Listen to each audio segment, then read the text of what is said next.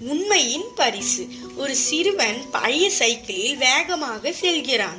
திடீர்னு சாலையில் ஒரு மணி பர்ஸ் கீழே இருப்பதை பார்க்கிறான். அதை எடுத்து பார்க்கும்போது உள்ளே நிறைய பணமும் ஒரு அடையாள அட்டையும் இருக்கிறது. அந்த பணத்தை பார்த்ததும் அவனுக்கு ஆசை வருகிறது.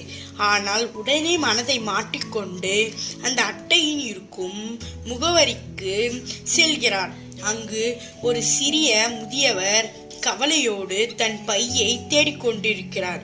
சிறுவன் அவரிடம் பையை ஒப்படைத்து கொண்டு முதியவர் பணத்தை எண்ணி பார்க்காமல் சிறுவன் நேர்மையை பார்த்து நெகிழ்ந்து போனார். முதியவர் அவனுக்கு பரிசாக ஒரு புதிய சைக்கிளை வாங்கி கொடுக்கிறார். பழைய சைக்கிள் வந்த சிறுவன் புது சைக்கிளில் மகிழ்ச்சியோடு செல்கிறான். நீதி. இந்த கதையின் நீதியை பார்ப்போம். நேர்மை எப்பொழுதும் தோற்பதில்லை. அது சரியான நேரத்தில் உங்களை உயர்த்தி பிடிக்கும்.